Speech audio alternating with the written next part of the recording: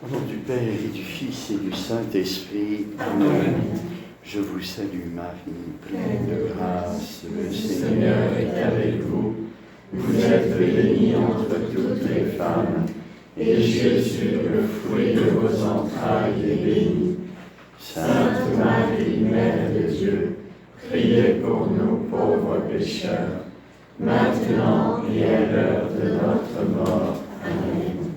Notre-Dame de la sagesse et de la paix, priez pour nous. Notre Père Saint Jean, priez pour nous. Saint Thomas d'Aquin, priez pour nous. Amen. Amen. Voilà.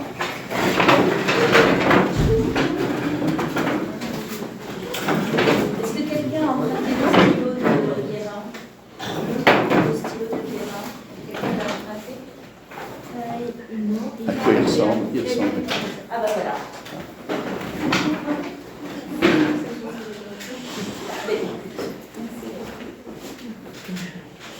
Alors, nous sommes toujours dans l'étude du mystère de l'incarnation. Là, nous sommes en théologie, c'est-à-dire que le principe de notre réflexion, c'est la révélation, c'est-à-dire les Écritures.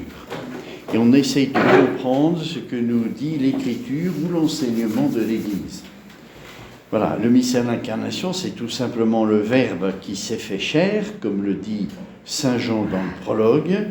Et on a étudié, vous vous rappelez, la première question, c'est les convenances de l'incarnation, c'est-à-dire, est-ce qu'il convient à Dieu de s'incarner? C'est pas à nous de juger, c'est donné dans la révélation. Donc c'est pas à nous de dire, oui, ça convient, ça convient pas. C'est donné dans la révélation. Et on cherche à comprendre comment ce mystère convient au mystère de Dieu. Voilà. Donc, pas seulement, je le répète, comme j'avais dit plusieurs fois, montrer que l'incarnation n'est pas contraire à ce qu'est le mystère de Dieu. Ça, c'est la traduction qui a été donnée de la somme théologique, où on a traduit par les harmonies de l'incarnation. Montrer qu'il n'y a pas de contradiction. C'est pas ça, c'est beaucoup plus que ça. C'est montrer comment l'incarnation convient bien à la finalité de Dieu. La finalité de Dieu, sa fin, c'est de se contempler. Et Dieu est immuable dans sa contemplation, infinie, pour l'éternité. Puis tout d'un coup, il y a l'incarnation. Vous voyez, est-ce que ce mystère d'incarnation contrevient au fait que Dieu a pour finalité de se contempler? Ou est-ce que ça rentre dans la contemplation de Dieu? Et la réponse, on se rappelle, c'est la bonté de Dieu. Il appartient au bien de se communiquer. Et comment il se communique? En suscitant l'amour. Le bien suscite l'amour et un acte d'amour rend bon. Dès que j'aime, je suis meilleur. Alors le bien, en attirant et en suscitant l'amour, le bien rend bon, puisque le bien attire, et en attirant suscite l'amour et rend bon chez celui qui aime. C'est comme ça que Dieu étant le bien infini, et donc Dieu s'aime lui-même, c'est sa finalité, eh bien se donner n'est pas contraire à sa finalité qui est d'attirer, au contraire. Et on voit dans la question 2 sur comment se fait l'union du Verbe et de l'homme dans le Christ, qu'il s'agit d'une attraction d'amour. Donc comme Dieu est la bonté infinie, il attire à lui tout, lui-même, il s'attire lui-même, si on peut dire, et puis tout ce qui n'est pas lui. Il y a toute la création. Et donc, cet homme, Jésus, qui est assumé par le Verbe, attiré par le Verbe, vous voyez bien que ça ne contrevient pas et ça rentre tout à fait dans la bonté de Dieu. Dieu est source de tout amour et de toute attraction. Et donc le mystère de l'incarnation, comme c'est une assomption, elle rentre bien dans la nature de Dieu, qui est l'amour infini qui attire tout à lui. Alors nous avons vu en détail La question 2, c'est comment cette union dans le Christ entre le Verbe et la nature humaine, est-ce que c'est une union substantielle, hein? Et on a vu que non. L'union ne se fait pas dans la nature. Hein, ça serait substantiel. Est-ce que le Christ serait un mélange de Dieu et de l'homme, c'est-à-dire une nouvelle nature qui serait humano-divine? Non, il est Dieu. Mais l'union se fait dans la personne, c'est-à-dire dans le Verbe. Et on a vu que cette union de la nature humaine dans le Verbe de Dieu, elle est immédiate. Il n'y a pas d'intermédiaire. Hein? Immédiate, ça veut dire que cette attraction d'amour se fait directement du Verbe sur la nature humaine du Christ. Voilà. Alors, c'était une question importante parce que je vous ai dit que cette union du Verbe avec la nature humaine du Christ va avoir une conséquence dans l'âme humaine du Christ, c'est une plénitude de grâce. Hein? La plénitude, la grâce est l'effet direct de l'amour de Dieu. Quand Dieu aime, il est source de quelque chose. C'est pas comme nous. Hein? Nous, quand on est source d'attraction pour une personne, on est source de quoi? D'un acte nouveau chez la personne qu'on attire. Mais on n'est pas source d'un être nouveau. On est source d'un acte. Je l'attire, il y a dans son cœur un acte d'amour qui auparavant n'existait pas. Tandis que quand c'est Dieu qui aime, comme il est infini, il est source d'un être nouveau. Il est source de quelque chose de nouveau. Alors, il y a l'amour général de Dieu qui est source de l'âme. Dieu crée l'âme parce qu'il est source de quelque chose de nouveau, d'un être nouveau, c'est l'homme, l'âme humaine. Et puis il y a un amour plus personnel, où, parce que là c'est commun à tous les hommes, il y a un amour plus personnel où Dieu est source de quelque chose de nouveau qu'est la grâce. Alors vous pensez bien que quand le Verbe attire à lui cette nature humaine, l'effet immédiat, ça va être une plénitude de grâce qu'on étudiera un peu plus loin dans le traité de l'incarnation. Et nous recevons du Christ, hein, de sa plénitude de grâce, dit Jean dans le prologue, nous avons tous reçu, et grâce sur grâce. La grâce chrétienne qu'on a reçue au baptême, elle vient directement de la conséquence de l'attraction du Verbe sur la nature humaine du Christ, qui a pour conséquence immédiate la plénitude de grâce dans l'âme humaine du Christ, et nous, on reçoit une participation de cette plénitude de grâce dans le baptême, ou ailleurs. Hein, on peut recevoir la grâce de Christ en dehors du baptême, heureusement. Hein. Donc, au fond, notre vie chrétienne, qui est commandée par la grâce que nous avons reçue au baptême, elle va être marquée par son origine, c'est-à-dire la plénitude de grâce du Christ. Et la plénitude de grâce du Christ, c'est l'attraction du Verbe sur la nature humaine, c'est-à-dire ce que le Christ est dans son être, nature humaine assumée par le Verbe, nous sommes appelés, nous aussi, mais à le vivre, pas dans notre être. Même dans la vision béatifique, nous ne serons pas des dieux incarnés, hein. On reste des créatures. Mais ce que le Christ est, l'union de la nature humaine avec le Verbe, nous sommes appelés à le vivre dès maintenant dans notre vie, pas dans notre être, dans notre vie chrétienne. C'est-à-dire que l'union mystique, dans l'horizon du Saint-Sacrement, avec Jésus, cette union mystique, elle ne se fait pas dans la nature, mais dans la personne. C'est-à-dire, quand on adore Jésus, quand on aime Jésus, il n'y a pas de mélange, pas de fusion. Hein? Vous vous rappelez, c'est des choses qu'on avait vues, ça. Hein? Comme l'union du Verbe avec la nature humaine du Christ se fait dans la personne du Christ, il n'y a pas de mélange. Le Verbe reste Verbe, l'homme reste l'homme. Ça se fait dans la personne, pas dans la nature. Il n'y a pas de mélange de nature. Hein? Eh bien, au niveau de notre vie chrétienne, notre union mystique avec le Christ, ce n'est pas une fusion, il n'y a pas de mélange. Vous voyez ? Le Christ reste le Christ, moi je reste moi.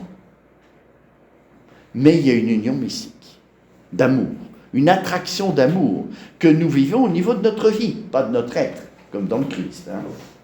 C'est pas au niveau de... dans le Christ, c'est la nature humaine qui est attirée dans le Verbe. Hein, et dans l'être de Dieu, la nature humaine est entrée. Est entrée. Dieu n'a pas changé dans son être, mais il y a cette nature humaine qui est attirée par l'amour infini de Dieu. Alors nous, dans notre vie, on est appelé à le vivre, tout simplement. Parce que nous avons une grâce chrétienne. C'est-à-dire notre grâce, elle vient du Christ, elle est chrétienne. Chrétienne, ça veut dire Christ dedans. Alors nous avons étudié ce qui était intéressant pour notre vie mystique, comment se fait l'union du Verbe avec la nature humaine, puisque nous sommes appelés à le vivre dans notre vie chrétienne. Et nous arrivons au terme de cette question avec les 2 articles qu'on va essayer de voir aujourd'hui pour qu'on aborde au mois de mars, qu'on reprendra, la question 3. La question 3 qui est une question beaucoup plus, comment dirais-je, facile que la question 2. La question 2 est très difficile, mais aussi très intéressante. Parce que la question 3, c'est l'union de Dieu et de l'homme dans le regard de Dieu. C'est-à-dire un regard de sagesse sur le Christ. Pourquoi, et la question clé de cette question 3 qu'on regardera l'année prochaine, c'est pourquoi le Verbe s'est-il fait chair? Est-ce que le Père, Dieu le Père, pouvait s'incarner? Est-ce que l'Esprit Saint pouvait s'incarner? Et Saint Thomas dira oui.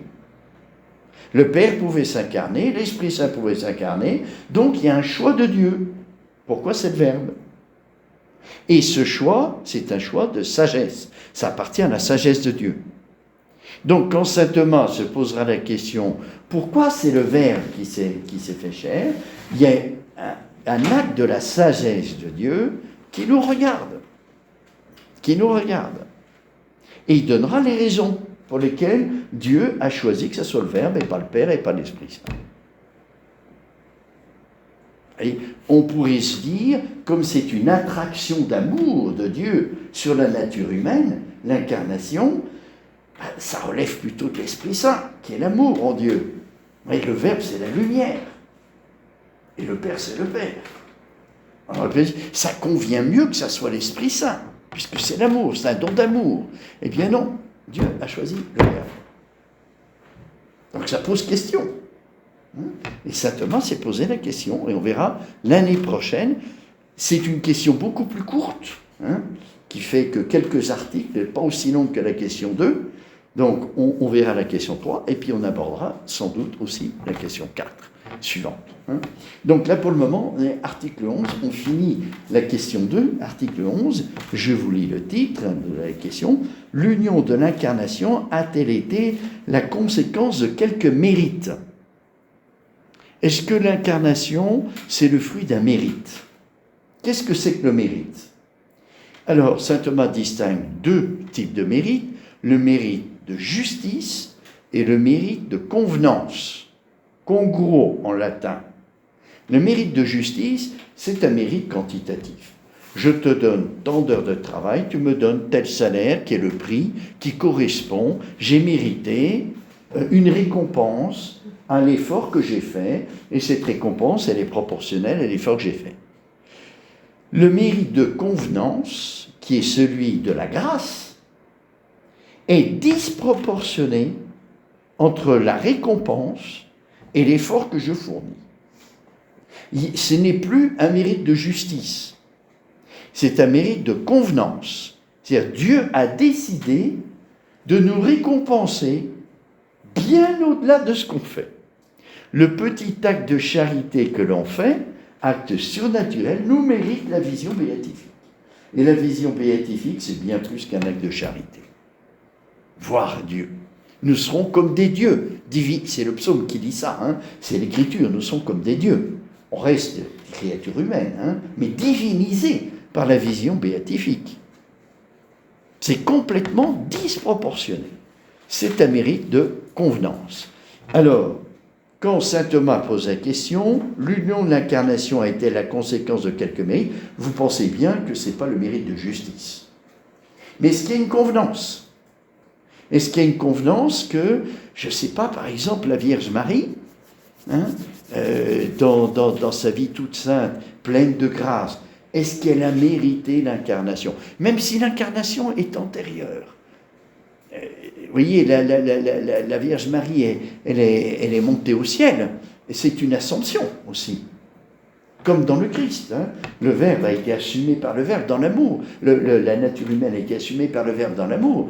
La Vierge Marie est montée au ciel, assumée par l'amour divin. C'est aussi une ascension. Est-ce que Marie a mérité l'incarnation? Avant l'Annonciation, est-ce que la vie sainte de la Vierge Marie a mérité l'incarnation? Pas de justice, mais de convenance. Est-ce que ça méritait l'incarnation? Voilà, c'est la question qui se pose.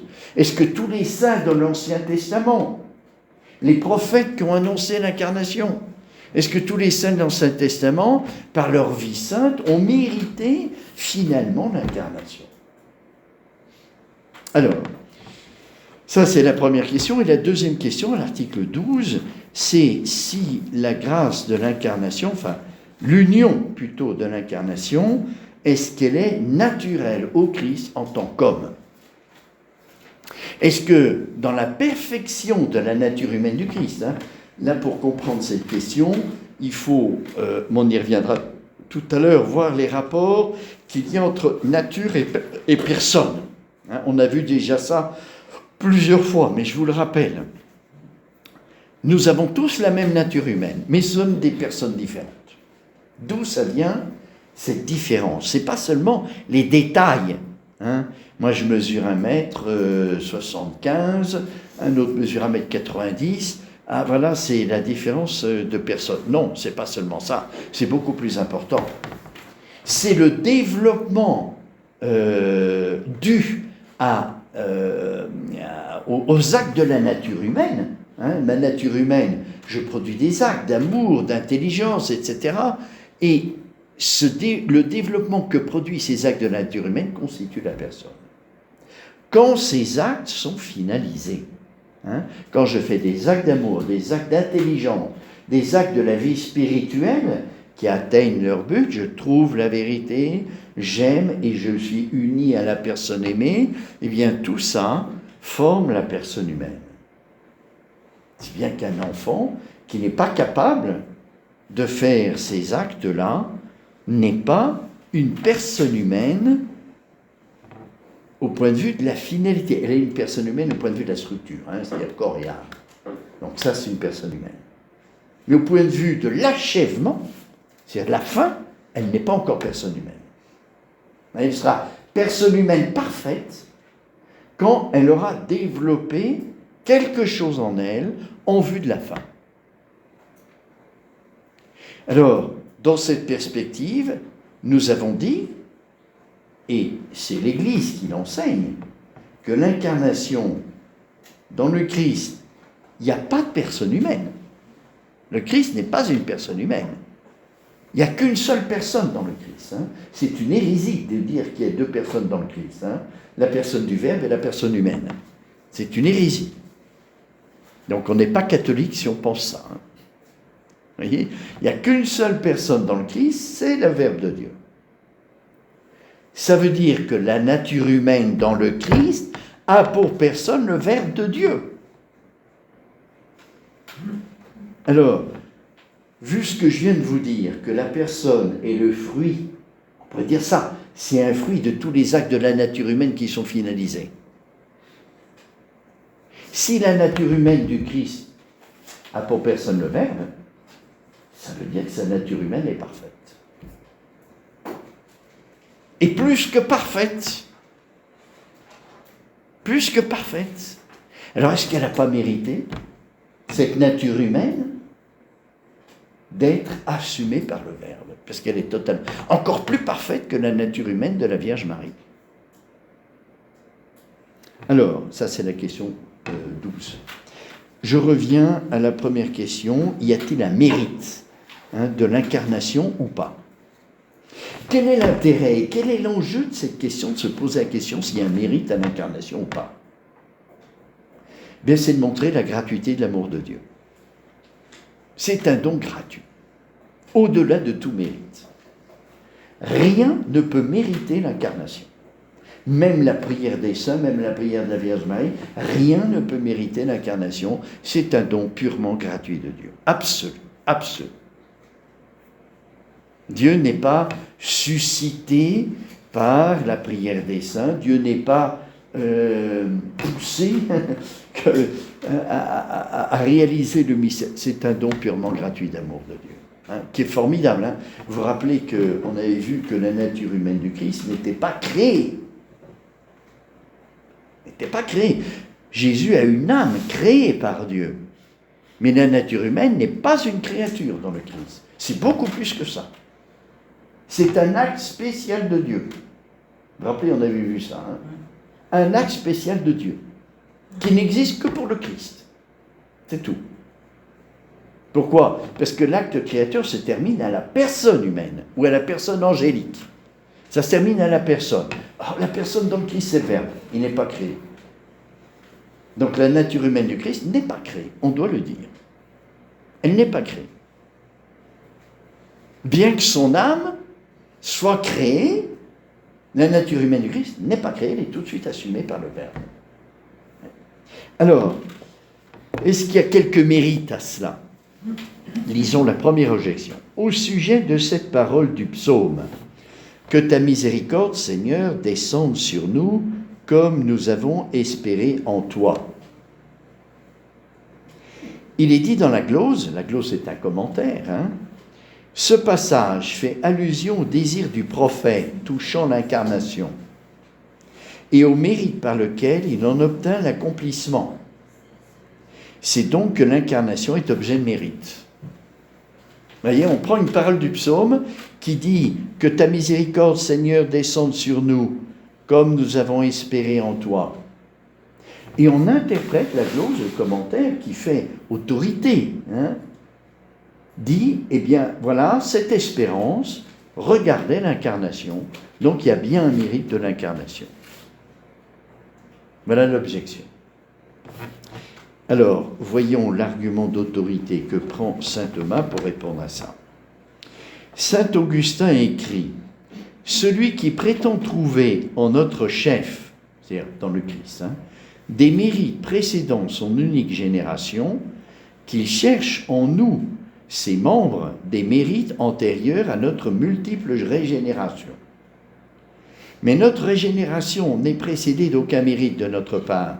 Selon ce mot de l'Épithatite, ce n'est point à raison des œuvres de justice que nous avons faites, mais dans sa miséricorde qui nous a sauvés au moyen d'un bain de régénération. C'est donc que la génération elle-même du Christ n'a été précédée d'aucun mérite. Alors saint Thomas fait un raisonnement par analogie.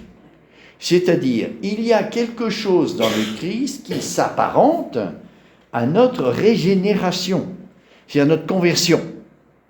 Hein? On a été converti par la grâce. Est-ce qu'on a mérité la grâce? Vous voyez, saint Thomas dit, nous, quand on a reçu la grâce, on s'est converti, on a été régénéré. Quand le Verbe assume la nature humaine, il y a quelque chose comme ça. Il y a comme une génération. Moi, aujourd'hui, je t'ai engendré, hein, dit le Père au moment du baptême du Christ. Si nous, on a été convertis parce qu'on a mérité d'être convertis, est-ce qu'il en va de même pour le Christ?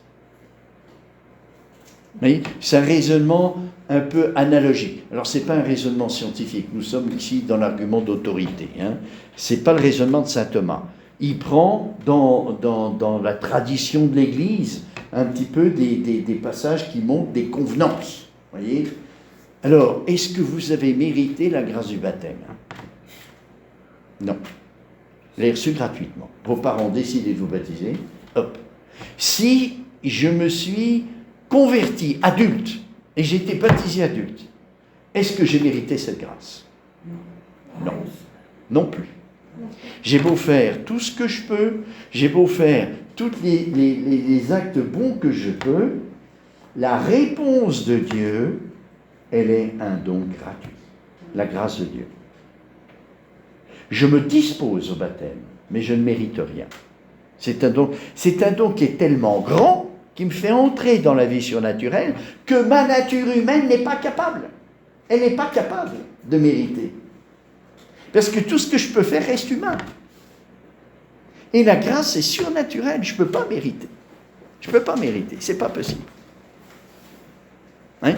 Même si je me convertis à l'âge adulte et que j'ai fait tout un chemin de préparation, baptême, hein, et en changeant ma vie, en prenant une vie un peu plus, est-ce que j'ai mérité d'être baptisé? Eh bien non. C'est rude d'entendre ça. Hein? Ouais. Oui? Et la repentance? C'est-à-dire la repentance. C'est pas un don pour justement mériter quelque chose de Dieu? Alors, avant le baptême, celui qui fait ce chemin de conversion, il reçoit déjà la grâce avant le baptême. Il reçoit déjà la grâce. Mais le baptême ajoute quelque chose de nouveau. Hein? C'est le caractère et c'est un accroissement de la grâce. Vous voyez, on est complètement régénéré. Ça, c'est sûr. Oui, parce qu'on ne peut pas se convertir sans la grâce, ce n'est pas possible. Donc, si je fais déjà un chemin, et même avant le baptême, la conversion, la grâce de conversion, elle n'est pas objet de mérite, ce n'est pas possible. Parce que tout ce que je peux faire dans ma nature humaine reste humain. Reste humain. Je gagne quoi? Vous voyez, j'acquiers des vertus. En multipliant des actes au plan humain, vous voyez, je deviens prudent parce que je fais des actes de prudence. Donc, j'acquiers quelque chose. Mais la prudence, elle reste humaine. Elle n'est pas au niveau surnaturel. Oui, par mes actes humains, mériter quelque chose qui soit surnaturel, c'est pas possible. C'est impossible. Sauf si Dieu décide, dans une alliance avec l'homme, que si l'homme est de bonne volonté, je lui communiquerai la grâce. Et c'est ce qui se passe. C'est le mérite de congruence, de convenance. Voilà. Alors, la conclusion de saint Thomas. Pour ce qui est du Christ lui-même, il est manifeste, alors vous avez compris, hein, quand je vous dis que je me convertis, je reçois la grâce, je me convertis, que ce soit par le baptême ou que ce soit l'âge adulte, de mérite de justice, c'est pas possible. Je ne peux pas mériter en justice. Mais parce que Dieu est bon, il peut m'octroyer la grâce dès qu'il voit qu'il y a une bonne volonté. Ça, c'est même pas mérite, hein, c'est même pas mérite. Parce que le mérite, il vient de la grâce.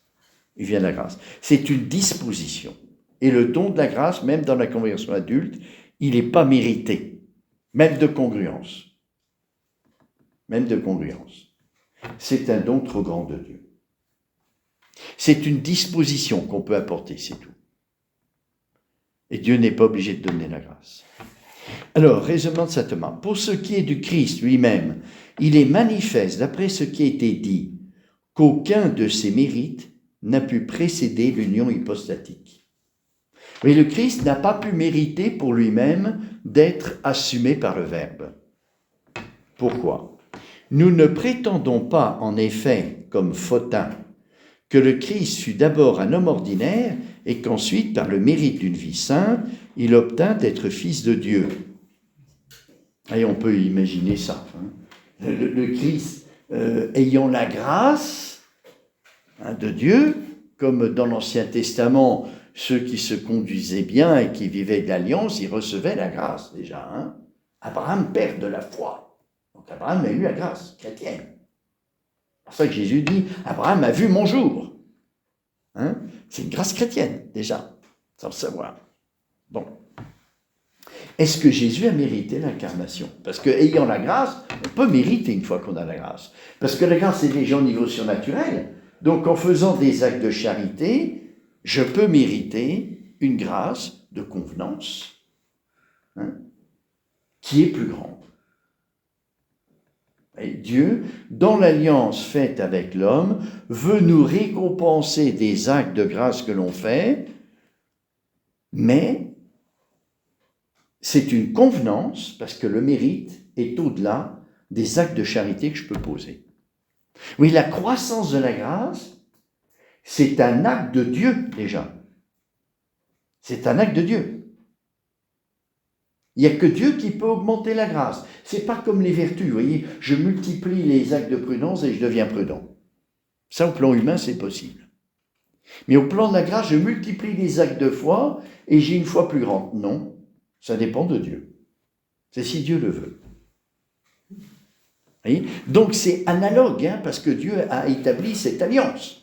En disant, si tu multiplies les actes de foi fervents, moi j'augmente ta foi. Mais l'origine, c'est Dieu et c'est plus mes actes. Vous comprenez ? Donc même au plan surnaturel, je ne peux pas mériter, sauf de congruence. C'est-à-dire de justice, je ne peux pas mériter. Mais de convenance, oui, je peux mériter. Donc au plan naturel, je ne peux rien mériter de surnaturel, ni en justice, ni en convenance.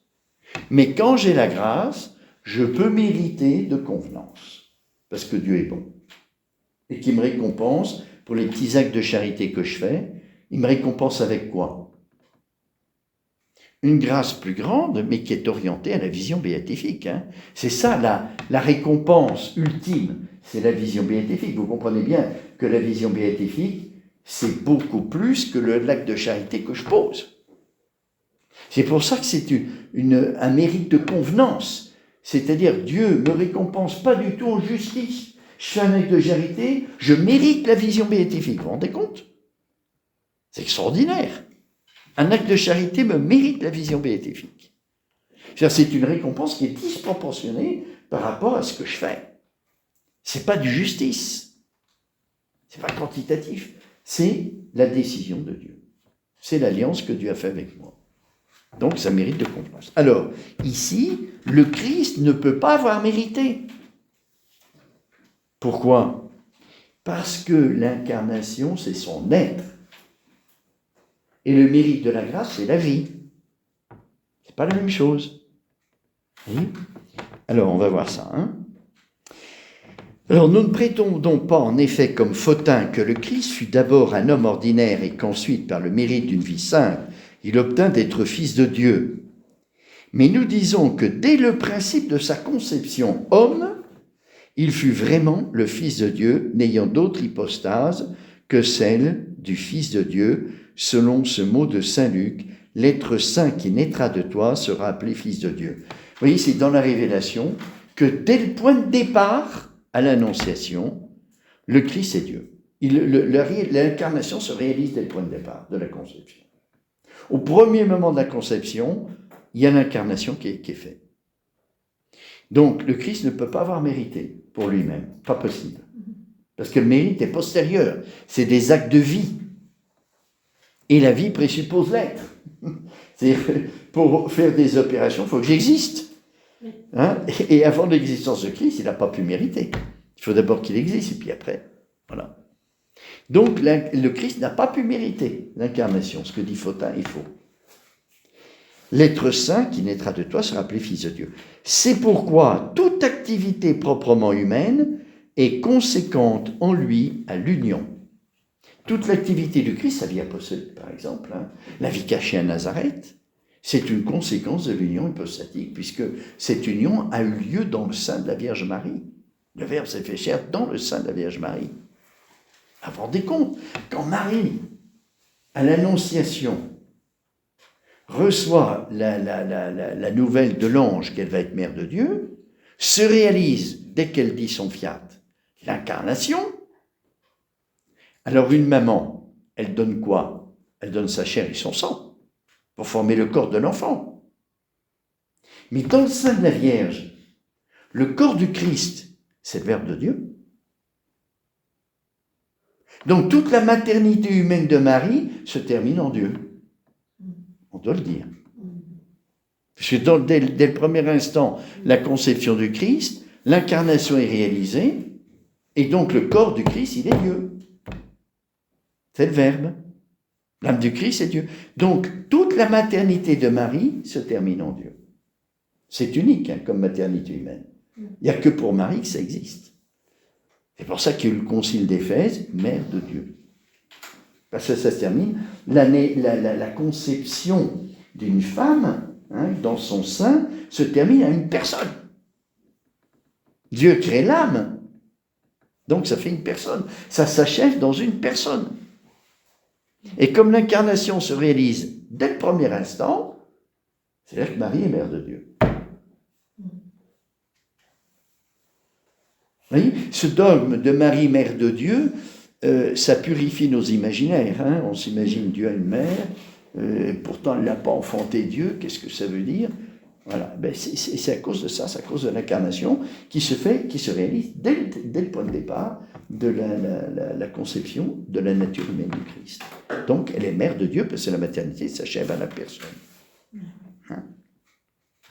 La femme, elle met au monde une personne, elle ne met pas au monde un corps auquel Dieu ajoute une âme, et puis non, ça se fait dans le sein de la mère déjà. Et comme pour le Christ, c'est au premier instant de la conception, elle est mère de Dieu. Donc c'est pourquoi toute activité proprement humaine est conséquente en lui à l'union. Tout ce qu'a fait le Christ, c'est après l'union de l'incarnation. Aucune de ces actions n'a donc pu mériter cette union, puisqu'elles sont postérieures. Il n'a pas pu mériter pour lui-même. Bien plus, les œuvres d'un homme, quel qu'il soit, c'est quelle que soit sa sainteté, n'ont pu mériter en justice l'union de l'incarnation. Même la Vierge Marie, avec la plénitude de grâce qu'elle avait avant l'Annonciation, n'a pas pu mériter l'incarnation. Pourquoi? Humaine. Elle est humaine. Oui, et puis ce sont des actes de vie. Je mérite par des actes vitaux. Tandis que l'incarnation, c'est au niveau de l'être. C'est pas au même niveau. Moi, ce que je peux mériter par mes actes, c'est acquérir une compétence. Vous voyez, j'acquiers un métier de menuisier. J'acquiers de piloter un avion. J'acquiers des compétences, vous voyez. Ça, c'est par la multiplication des actes humains, j'acquiers quelque chose d'humain. Par des actes de vie, j'acquiers quelque chose de vital. Est-ce que je peux acquérir quelque chose au niveau de l'être? Non, je n'ai pas accès à l'être. J'ai accès qu'à la vie. Je ne peux rien faire au niveau de l'être. Ça appartient à Dieu. Donc le Christ, personne ne peut mériter en justice, pas de convenance, mais en justice, personne ne peut mériter l'incarnation parce que les mérites sont des actes de charité, des actes de vie. Un acte de charité, c'est un acte vital, c'est un acte d'amour, surnaturel, mais c'est un acte d'amour. Non, c'est un acte de vie. Je ne peux pas mériter quelque chose au niveau de l'être. C'est pas possible, c'est pas au même niveau. Et l'incarnation, c'est au niveau de l'être. La raison première en est que les œuvres méritoires de l'homme sont ordonnées à la béatitude, laquelle est la récompense de la vertu, et consiste dans la pleine jouissance de Dieu. Vous voyez, c'est-à-dire, on mérite par la charité quelque chose de vital, c'est-à-dire l'union avec Dieu dans la vision béatifique. Voilà ce qu'on mérite. Et c'est une convenance, c'est pas en justice, c'est une convenance. Mais je ne peux pas mériter quelque chose au niveau de l'être. Donc c'est après la mort. Oui, tous les actes de charité que je fais sur la terre, ils me méritent la vision béatifique, après la mort. Or, l'union de l'incarnation qui se réalise en l'être personnel du Verbe dépasse l'union de l'Esprit bienheureux à Dieu, laquelle opère par un acte de l'élu. Le raisonnement de saint Thomas, c'est de dire ceci.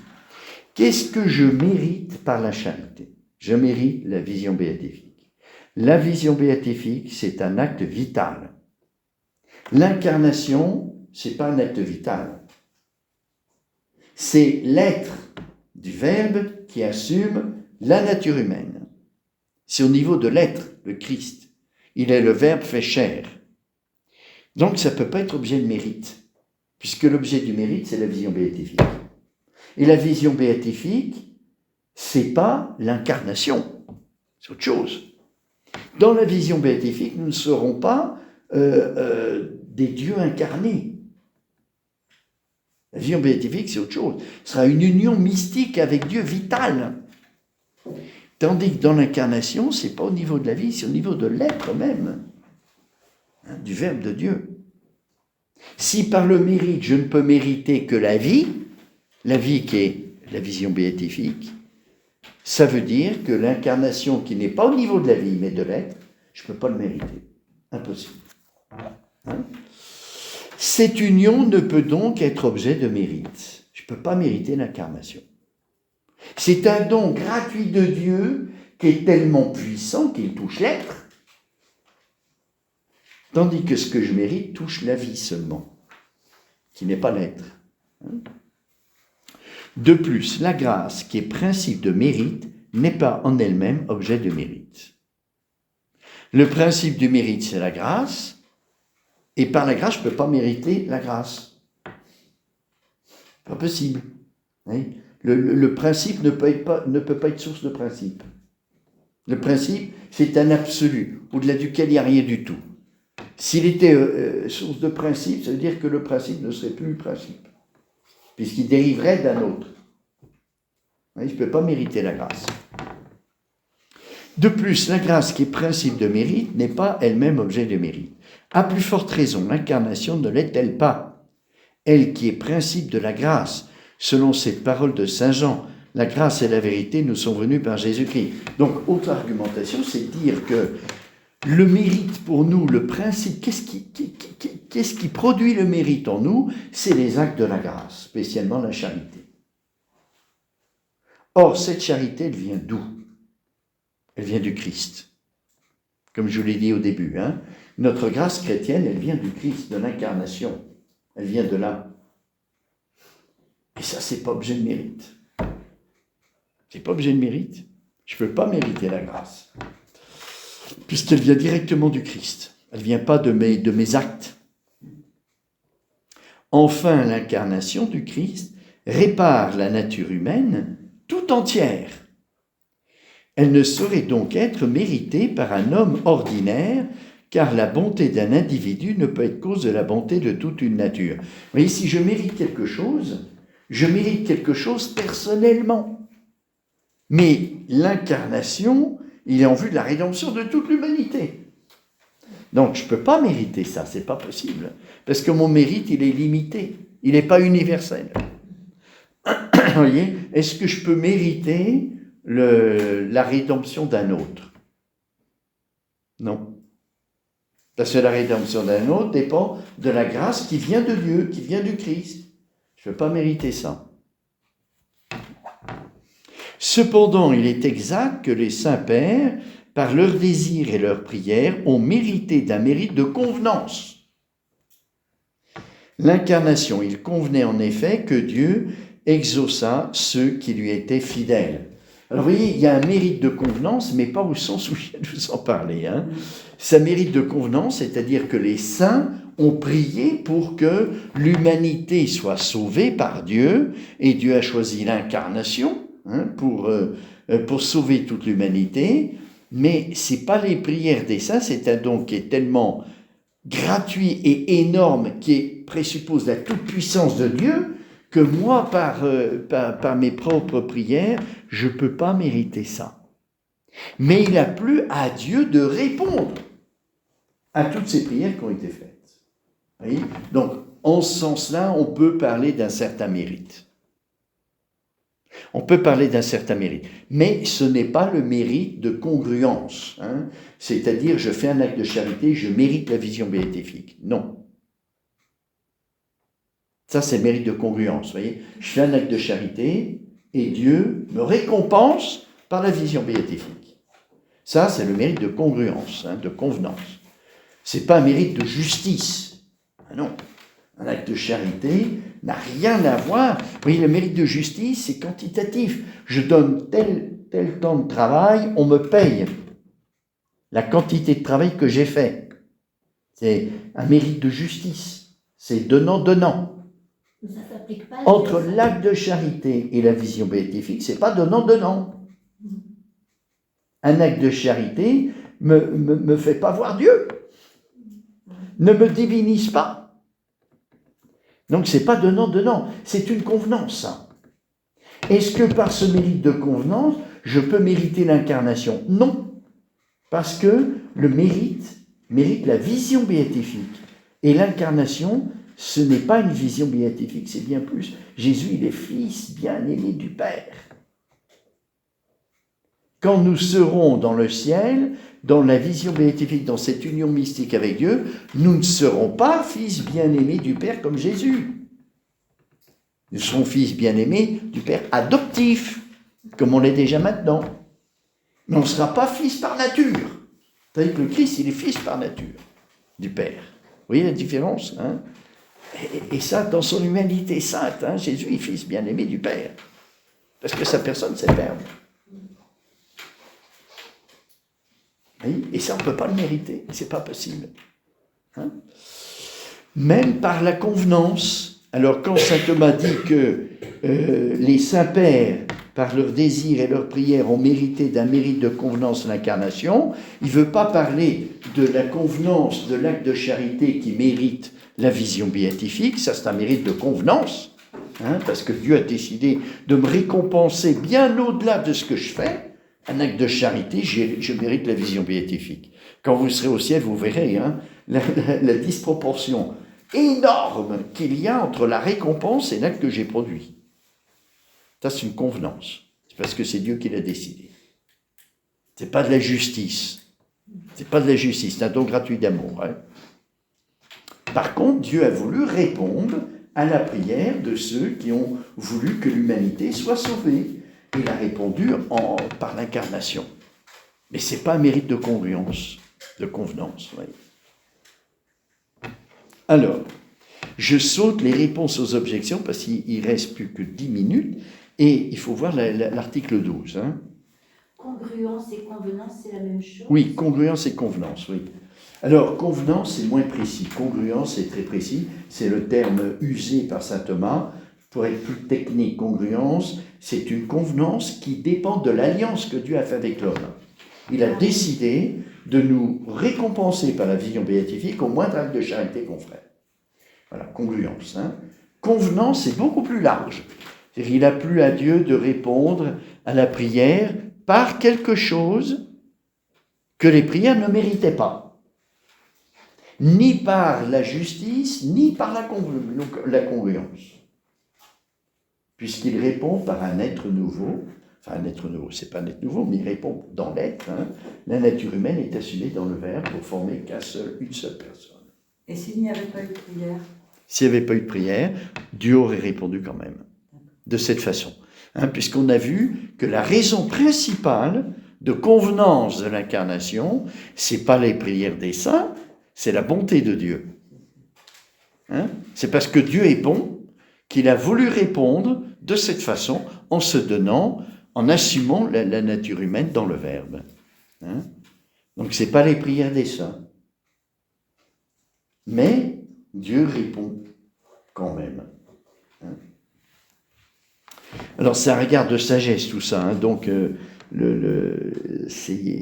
voilà, ça nous déroute un petit peu, parce que nous, dans notre vie humaine, on est habitués à la justice, hein, plutôt commutative, hein, donnant, hein, et quelquefois distributive, c'est-à-dire on tient compte des qualités des uns et des autres pour attribuer des charges, vous voyez, mais il y a quand même une qualité, tandis que la convenance des mérites en Dieu, là c'est plus que ça, c'est beaucoup plus que ça. Vision béatifique, on est divinisé, pensez bien. Mon acte de charité, il ne me divinise pas complètement. Hein. Un petit peu, tout petit peu. Alors, la question suivante, qui est la dernière question de l'article 2, la grâce d'union fut-elle naturelle au Christ en tant qu'homme? C'est-à-dire que la nature humaine du Christ, par la grâce que Dieu, par l'âme que Dieu a créée pour constituer la nature humaine du Christ, est-elle si parfaite que, au fond, l'incarnation est adaptée à la nature humaine du Christ. Vous voyez ? On dit parfois, quand quelqu'un a une qualité naturelle, innée, on dit que ça lui est naturel. Vous voyez ? Parce que c'est venu avec la naissance. Il y a des gens qui ont des qualités presque, on dirait, naturelles. Ils sont affables, ils sont aimables depuis toujours, depuis qu'ils existent. On dit c'est naturel. Ah, il y a le péché originel, hein, qui ne nous rend pas tellement aimables. Hein. Vous voyez ? Dire qu'une chose est naturelle, ça peut vouloir dire plusieurs significations. Hein. On va voir ça. Donc je passe tout de suite au raisonnement de saint Thomas. D'après Aristote, le mot nature signifie tantôt la naissance d'un être, tantôt son essence. Pourquoi ? Parce que la nature, c'est un principe qu'on découvre en philosophie par induction, par un raisonnement spécial qui est caché, qui n'est pas visible. Quand on parle de la nature, nous, on entend les montagnes, les arbres, l'herbe, tout ça, tout ce qu'on voit, le spectacle de la nature. Hein. Au sens philosophique, c'est pas ça du tout. Hein. C'est le principe par lequel l'univers physique est en mouvement. L'univers physique est toujours en mouvement. Il y a les saisons qui succèdent, c'est toujours du mouvement, et ça ne s'arrête jamais. Il y a un principe de ça, et le principe, il est dans la nature. Il est immanent, à l'intérieur de la nature. Ça se découvre en philosophie, on le verra avec Aristote, hein, dans l'autre cours. Hein. Voilà. Alors, du coup, on désigne une réalité par sa nature. Vous voyez, la nature du bois et la nature de l'herbe, c'est pas tout à fait la même. Le devenir n'est pas le même. Et donc, quand on dit, ah ben, c'est de telle nature, on désigne un petit peu ce qu'est la réalité. Donc la nature désigne l'essence. C'est pas très précis, hein. C'est le théologien qui parle. Et le théologien est moins précis que le philosophe. Hein. Et voilà, quand on parle de nature d'une réalité, on veut dire ce qu'elle est, son essence. Vous voyez, c'est dire ce qu'elle est. C'est un arbre, c'est pas un caillou. Le caillou a un devenir différent de l'arbre. Donc un principe de mouvement qui est un peu différent. Alors, dès qu'on désigne la nature, on dit un peu ce que c'est. Voilà. Ou alors, ça désigne ce qui accompagne, ce qui est à l'origine. C'est naturel. Parce que c'est depuis l'origine qu'il l'a. Ça ne désigne pas ce qu'est la réalité, mais on désigne que c'est originel. Vous voyez ? Il y a deux manières de parler de quelque chose qui est naturel. Deux manières. Soit on parle de nature en désignant ce qu'est la réalité, parce qu'on désigne un devenir particulier, soit on désigne quelque chose qui est présent dès l'origine. Et on dit c'est naturel. Alors, d'après Aristote, le mot nature signifie tantôt la naissance d'un être, donc ce qui est à l'origine, tantôt son essence, ce qu'il est, c'est un homme. Nature humaine, on dit nature humaine. On désigne la nature de cette réalité qui est une personne de Paul. Hein, en disant c'est un homme. Il a un devenir particulier, qui n'est pas celui de la nature, du cosmos. C'est un autre devenir. Donc on dit ce qu'il est. Hein. En sorte qu'une chose peut être dite naturelle en deux manières. En ce sens qu'elle procède des principes essentiels d'un être. Si c'est à l'origine que ça accompagne tout le devenir d'une réalité naturelle, ça appartient à ces principes. Hein. Ainsi, il est naturel au feu de s'élever en haut. Le feu, il monte toujours. Il n'y a jamais un feu qui descend. La flamme, elle monte. Même si le feu n'est pas nourri et qu'il s'éteint, les flammes sont toujours vers le haut. Vous ne verrez jamais des flammes vers le bas. C'est la nature du feu. C'est-à-dire, ça lui est naturel, parce que ça appartient à ses principes. Hein? Ou bien en ce sens que l'être, l'homme par exemple, la possède dès sa naissance. Vous voyez, ça désigne soit, donc on dit qu'une chose est naturelle à une réalité, soit parce qu'elle l'a depuis l'origine, soit parce que ça fait partie de sa nature, de son essence. Comme pour le feu, ça fait partie de son essence de monter vers le haut et jamais de descendre vers le bas. La flamme, elle monte toujours, elle ne descend jamais. Par contre, quelque chose qui est à l'origine, on dit aussi que ça lui est naturel. Alors dans le Christ, est-ce que l'incarnation est naturelle ? Puisque la conception est au point de départ, de la conception. Est-ce que l'incarnation est naturelle au Christ? Vous comprenez? Hein? Alors, ainsi, il est naturel au flot de s'élever en haut, ou bien en ce sens que l'être, l'homme par exemple, la possède dès sa naissance. Ainsi, il est écrit dans l'épître aux Éphésiens, nous étions par nature des fils de colère, le péché originel. Et au livre de la sagesse, leur nation est méchante et la malice leur est naturelle. Oui, dès le point de départ, le péché originel nous accompagne. Ça ne fait pas partie de l'essence de la nature humaine, le péché originel. Hein. Mais on dit que ça nous est quasi naturel parce que c'était le point de départ présent. Hein? La concupiscence de la chair, la concupiscence de l'intelligence, l'orgueil, la vanité, ces trois concupiscences qui sont les conséquences du péché originel, on les a dès l'origine, dès la conception. Donc on nous dit que ça nous est quasi naturel. Mais ça ne fait pas partie des principes de la nature humaine. Puisque avant le péché originel, Adam et Ève étaient de vraies personnes humaines, mais ils n'avaient pas ces conséquences. Donc on ne peut pas dire que ça fait partie des principes de la nature humaine. Mais ça nous est comme naturel parce que c'est présent dès l'origine. Alors pour le Christ, l'incarnation a eu lieu au point de départ, la conception dans le sein de la Vierge Marie. Est-ce que ça lui est naturel d'être le Verbe fait chair? Voilà la question. La grâce du Christ, qu'il s'agisse de la grâce d'union ou de la grâce habituelle, c'est la conséquence, hein, on verra après, la plénitude de grâce que le Christ a eue dans son âme. Hein. Donc la grâce du Christ, qu'il s'agit de la grâce d'union ou de la grâce habituelle, ne peut être dite naturelle, au sens qu'elle serait causée par les principes de la nature humaine. Ça, c'est pas possible. Elle peut être dite naturelle, cependant, en tant qu'elle provient dans la nature humaine de Christ, de sa propre nature divine qui la cause. Donc, être le Verbe fait chair pour le Christ, ça lui est naturel, oui et non.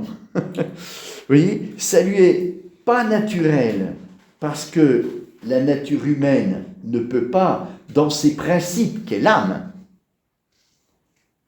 de l'âme ne peut pas découler l'incarnation. Pas possible, hein? Ça ne peut pas découler de la nature humaine de Christ. Mais comme dès le point de départ de la conception, il est le Verbe fait chair, on peut dire que c'est naturel au Christ, parce que ça l'a accompagné depuis le début de l'incarnation jusqu'à l'éternité. Il n'y a pas de fin. Mais l'une et l'autre grâce sont naturelles au Christ, même la grâce plénière dans l'âme du Christ, hein, en ce sens qu'il les possède depuis sa naissance. Car dès le premier instant de sa conception, la nature humaine fut unie à la personne divine et l'âme du Christ fut remplie du don de la grâce. Vous voyez, donc en tant que la grâce d'union, on a vu que c'était une grâce, mais pas au sens de la grâce habituelle, hein, celle qui nous rend saints, la grâce créée par Dieu, qu'on reçoit dans l'âme. La grâce, c'est parce que c'est un acte de Dieu, hein, qui assume la nature humaine à lui, hein, dans le Verbe. Alors c'est une grâce, ça, parce que c'est un acte de Dieu, pour nous, pour notre bien. Eh bien, cette grâce, elle est naturelle au Christ, en ce sens qu'elle est créée par le Verbe de Dieu. Le Verbe a assumé la nature humaine. Voyez ? Mais elle est aussi naturelle parce que, depuis l'origine, c'est présent.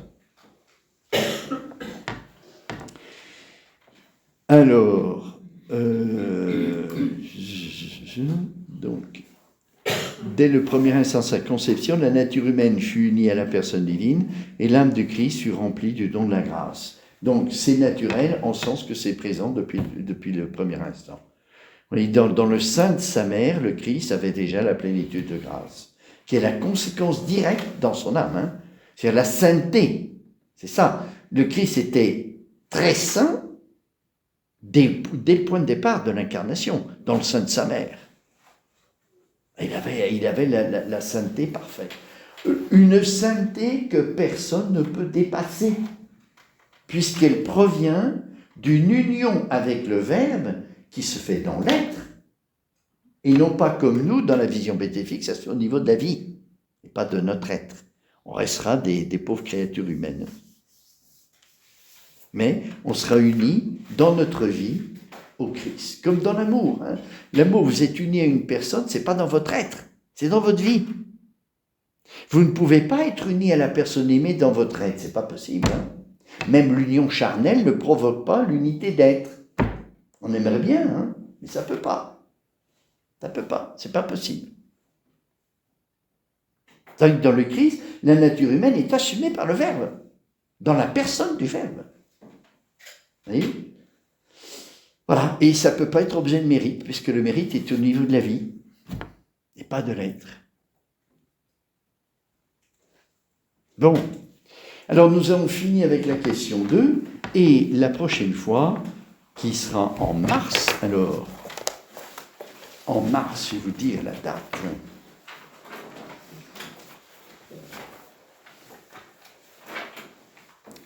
Nous reprendrons le 3 mars. Dimanche 3 mars.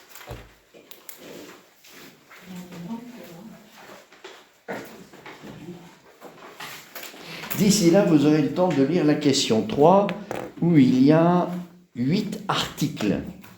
Il n'y en a pas 12, mais 8, c'est un peu plus court. Ça nous prendra 8 mois, un enfantement. C'est neuf. Vous voyez, le titre de la question 3, l'union, oui, il y a des prématurés, hein, de temps en temps. Là. L'union envisagée sous le rapport de la personne qui assume. Vous voyez, on ne regardera pas l'union en elle-même, c'est-à-dire comment le Verbe est uni à la nature humaine, mais on va regarder du point de vue de la personne divine, cette union. Donc, regard de sagesse. Hein. Je vous lis simplement les titres, les 8 questions qui vont se poser. Hein. Il nous faut maintenant considérer l'union sous le rapport de la personne qui assume. Eh bien, question 1, le pourquoi. Pourquoi l'incarnation ? On avait vu le pourquoi jusque dans le temps. Pourquoi Dieu a choisi ce temps-là pour s'incarner ? Pas avant, pas après. C'est-à-dire que ça fait partie des convenances. La sagesse de Dieu qui a choisi ce moment pour l'incarnation. Et vous vous rappelez, hein, saint Thomas avait dit, pour le retour glorieux du Christ, ça sera les mêmes raisons. Hein? Donc on a regardé les convenances, après on a regardé l'union en elle-même, comment elle se fait, et après on regarde du côté de celui qui assume, et après on regardera du côté de celui qui est assumé. Qu'est-ce qui est assumé dans la nature humaine ? Est-ce qu'il y a un ordre ? Saint Thomas va montrer, oui. C'est d'abord l'âme, et dans l'âme, l'intelligence qui est assumée. Quant à celui qui assume, première question, convient-il à la personne divine d'assumer ? Bon, ça, c'est un fait de l'Écriture, c'est Saint Jean qui nous le dit, le Verbe s'est fait chair, donc on sait qu'une personne divine a assumé. Ce que le théologien fait ici, c'est d'essayer de préciser pourquoi ça convient à une personne divine d'assumer. Comme il avait montré, ça convenait à Dieu d'assumer dans la question 1. La bonté de Dieu, ça convient. Maintenant, si je regarde plus la nature de Dieu qui est sa bonté, mais la personne, est-ce que ça convient aussi à la personne divine d'assumer ? Il va montrer que oui. Deuxième question, convient-il à la nature divine d'assumer ? Troisième question, la nature peut-elle assumer abstraction faite de la personnalité ? L'une des personnes divines peut-elle assumer sans l'autre ? Tout ça, on le sait dans la foi. Hein. Le Verbe à assumer, ce n'est pas le Père, ce n'est pas l'Esprit Saint, c'est le Verbe. Hein. L'une ou l'autre de ces personnes peut-elle indifféremment assumer ? Est-ce que le Père peut assumer ? Est-ce que l'Esprit Saint peut assumer ? Est-ce que le Verbe indifféremment ? Ou est-ce qu'il y a une raison pour laquelle Dieu a choisi ? C'est le Verbe. Plusieurs personnes peuvent-elles assumer une nature unique ? Est-ce que le Père et l'Esprit Saint auraient pu assumer la nature humaine dans le Christ ? Hein ? Mais on cherche à comprendre pourquoi Dieu a voulu ça. Donc on regarde toutes les possibilités. Et pourquoi Dieu n'a pas choisi ces possibilités ? Il y a des raisons à ça. Hein. C'est pour notre bien. Hein, puisque Dieu est bon, on a vu la première raison d'inconvenance de l'incarnation, c'est l'amour. Et donc l'amour veut notre bien. Et pour notre bien, c'est mieux que ça soit le Verbe qui assume, et non pas la nature divine, et non pas le Père et le Fils, et non pas le Père et l'Esprit Saint, et non pas le Fils et l'Esprit Saint. Le Verbe. Il y a des raisons à ça. C'est pour notre bien. Convient-il davantage à la personne du Fils qu'à toute autre personne divine d'assumer? Vous voyez, pour donner les raisons pourquoi Dieu a choisi que ça soit le Verbe, il faut passer d'abord par toutes les autres questions.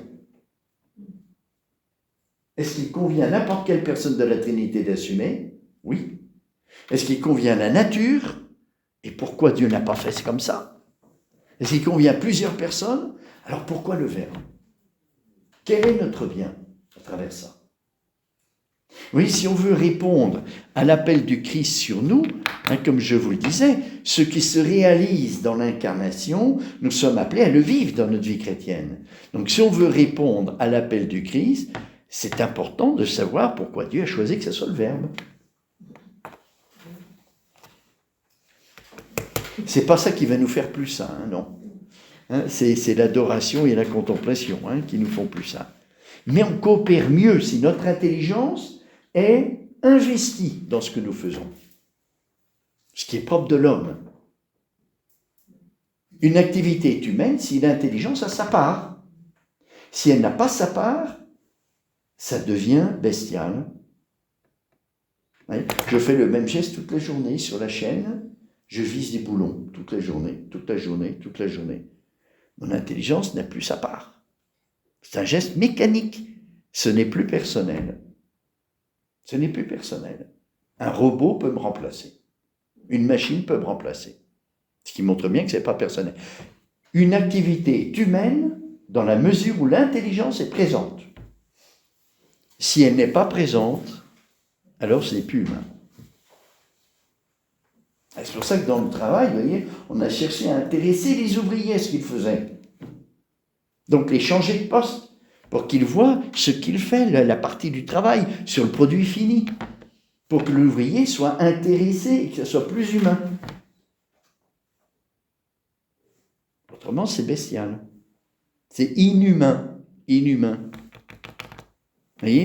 Et donc, dans mon acte d'adoration, dans mon acte de contemplation, si mon intelligence coopère parce que je sais pourquoi Dieu a choisi le Verbe, c'est mieux.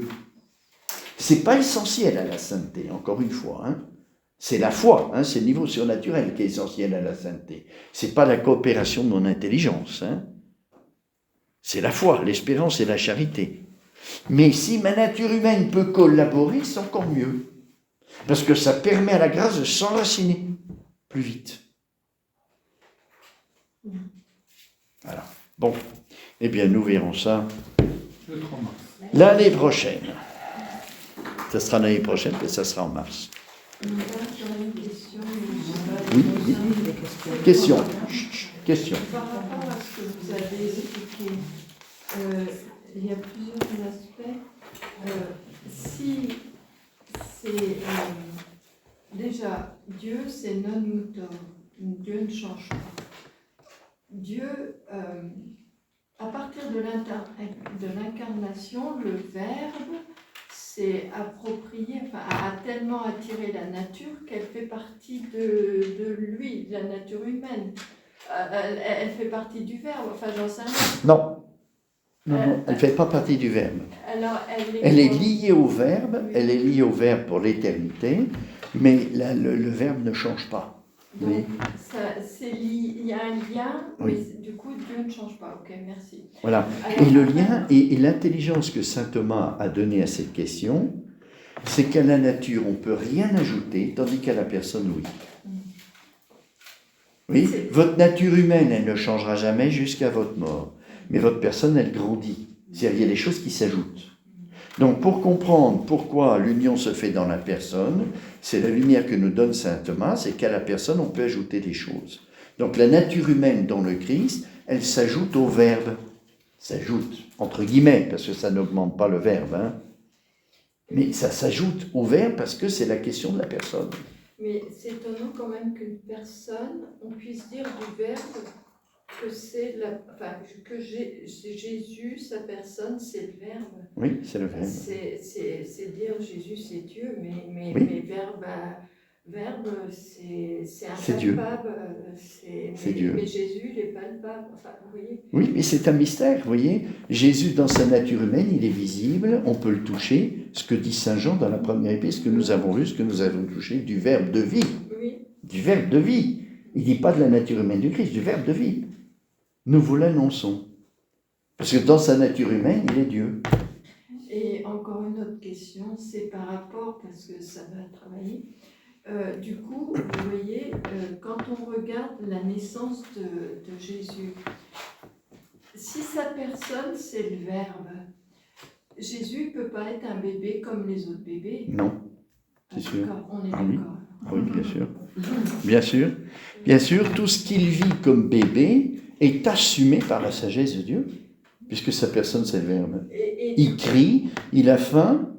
Oui, mais en même temps, moi je ne sais pas, mais quand les mages arrivent pour voir Jésus, je pense qu'il n'est pas comme un bébé normal et qu'il peut y avoir des regards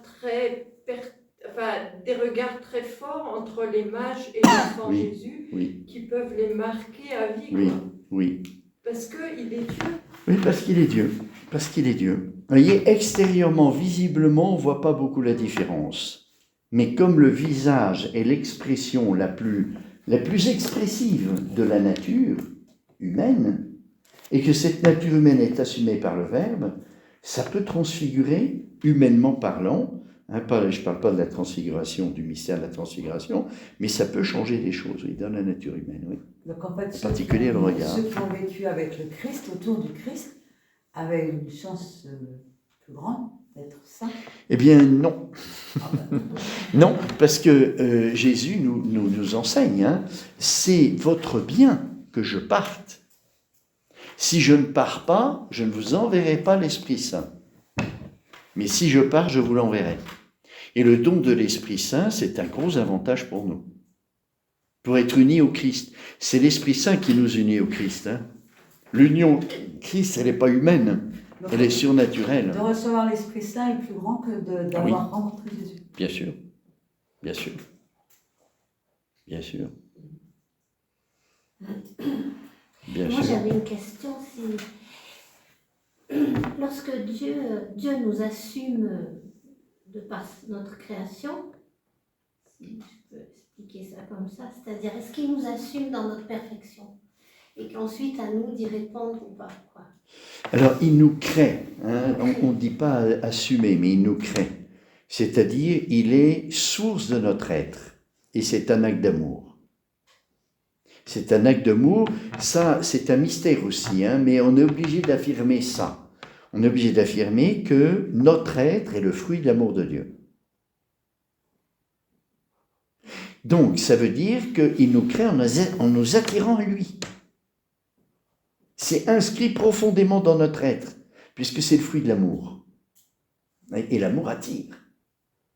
Donc, il nous crée en nous attirant à lui. En nous attirant à lui, vous voyez, dès le point de départ. Dès le point de départ, il crée l'âme, hein, qu'il infuse dans le corps que la maman forme, dans la grossesse, hein, et dès que l'âme est infusée dans le corps, eh bien, ce petit être est déjà attiré par Dieu. Qu'à 3 mois, vous aviez dit, c'est ça? Ouais. Non, je n'ai pas donné de date. Ah, Je n'ai pas donné compris de ça, date. mince. Non. On ne peut pas savoir. On ne peut pas savoir. Ah, ces dames sont d'accord avec moi. Non, mais c'était pas affirmé. C'était. Non, c'est voilà, on peut pas donner de date, vous voyez, parce que on n'a pas l'expérience de ça et on peut pas le conclure. Mais la seule chose qu'on peut dire, c'est que certainement, c'est pas au premier instant comme pour le Christ, parce que l'âme est une forme spirituelle que pas n'importe quelle matière peut recevoir. Vous voyez, pour qu'une matière reçoive une forme, il faut qu'elle soit adaptée à la forme. Vous voyez, l'exemple que je vous donnais, si je veux plier le plateau de cette table comme une feuille de papier à cigarette, je ne pourrais pas. Parce que la matière n'est pas disposée à recevoir cette forme. Mais alors, si quelqu'un avorte à 2 mois, alors Mais on ne peut C'était la pas question, savoir. mais nous De étions toute posés. façon, donc, de toute façon, je vous avais dit, quel que soit l'âge où Dieu infuse l'âme dans le corps, même si j'avorte avant que l'âme soit présente, je m'oppose à l'acte créateur de Dieu. Je m'y oppose. Donc c'est beaucoup plus grave que de tuer quelqu'un, s'opposer à la sagesse de Dieu, vous voyez? Ah, c'est clair. C'est pour ça que l'avortement, il ne faut jamais le pratiquer, même si l'âme n'est pas présente, parce que c'est une opposition frontale à l'acte créateur, à l'acte d'amour de Dieu. Et refuser l'acte d'amour de Dieu, c'est un péché mortel. Oui, mais après, voir des malheureux ou des enfants, des fois, qui souffrent, qui naissent et finalement, ils ne sont pas heureux, c'est compliqué, je trouve. Oui, c'est compliqué, c'est vrai. Comme Ça présuppose le regard de la croix. En dehors du regard de la croix, on ne peut pas répondre. Vous voyez. Oui, c'est sûr. Il n'y a que le chrétien qui peut donner une réponse. C'est sûr. Encore une question. Est-ce que Jésus, en tant que bébé, avec moi, enfin, c'est pour que vous le disiez, mais il était conscient, est-ce qu'on peut parler de conscience, qu'il était le Verbe de Dieu? Oui, bien sûr. Ah, merci. Ah, bien sûr. Dès le point de départ, Jésus savait qu'il était Il y a Dieu. des personnes qui... Je sais des théologiens aujourd'hui qui Oui, disent qu'il qui a découvert enseignent. progressivement, mais non. Oui, et que Non. c'est au moment du baptême. Mais et non. c'est pas Saint possible. Thomas va montrer que dès le point de départ de l'incarnation, Jésus avait la vision béatifique. Ouais, oui. Donc il sait tout, dès le point de départ. C'est-à-dire- Donc il sait qu'il est Dieu. C'est-à-dire dès le filiat de Marie. Dès le point de départ de l'incarnation, dès le point de départ de la conception de la nature humaine du Christ, il est dans la vision béatifique. C'est-à-dire à partir C'est du moment où Marie a dit oui. obligatoire, À partir du moment où Marie a dit oui. Oui, C'est ça. C'est ça. Wow. C'est obligatoire, on est obligé de le dire. Oui, donc c'est ça, Super, oui. merci. Parce que de l'autre côté, il n'y a aucun mérite par rapport à l'incarnation. Mais est-ce qu'il n'y a pas des dispositions Père Oui, c'est ça. C'est ce que dit saint Thomas. C'est une sorte de convenance, vous voyez, les dispositions. Les pères ont prié, les saints ont prié pour advienne le salut du monde. Ils ne savaient pas comment, ils ne pouvaient pas imaginer l'incarnation, bien que ça soit un peu prophétisé, mais d'une manière énigmatique. C'est le propre de la prophétie, c'est énigmatique, hein. On ne comprend pas trop ce que ça veut dire, hein. Sauf qu'il y aura un salut où Dieu se rendra présent, la Vierge enfantera un fils, hein. Et donc il y a une convenance, hein. Dieu a répondu, il n'a pas besoin des prières des saints pour répondre, c'est une décision propre de sa bonté, hein. Mais le fait que des saints ont prié pour ça est assumé par la décision de Dieu. Et jusqu'à l'Immaculée Conception, Ouais. qui a bien répondu à la grâce qu'elle a reçue. Voilà, exactement. Oui, tout à fait. Donc c'est la même histoire pour le retour du Christ. C'est-à-dire, oui, le retour du Christ, ça sera le retour du Christ, ça sera une décision de Dieu, hein, qui sera un don gratuit d'amour de Dieu pour l'humanité, pour la sauver. Mais assumer avec- Et nous, on peut prier pour ça, hein, mais on ne le mérite pas. D'accord. Mais Dieu,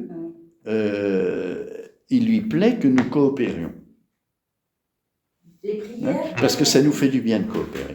Est-ce que les prières permettraient de hâter le retour du Christ? Oui, de hâter dans ce sens que il plaît à Dieu de répondre à la prière des saints, mais on ne le mérite pas. Oui. Ça sera toujours un don gratuit de Dieu. Même un mérite de convenance, on ne peut pas mériter ça. Parce qu'encore une fois, tous les mérites se soldent par la récompense de la vision béatifique. Le retour du Christ, ce n'est pas la vision béatifique, c'est le retour du Christ. Donc on peut mériter que la vision béatifique, on ne peut pas mériter autre chose.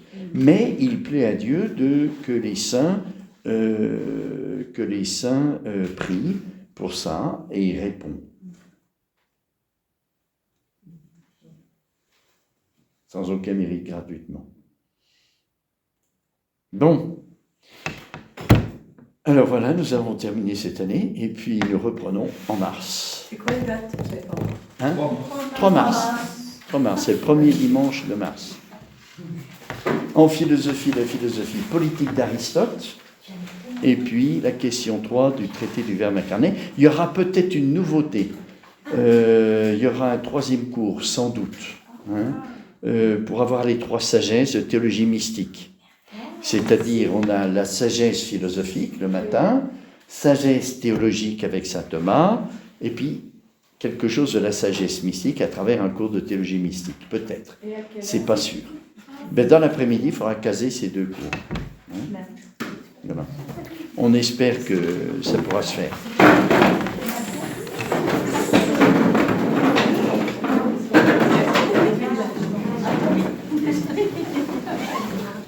Au nom du Père et du Fils et du Saint-Esprit. Amen. Gloire soit au Père et au Fils et au Saint-Esprit. Comme il était au commencement, maintenant et toujours, et dans les siècles des siècles.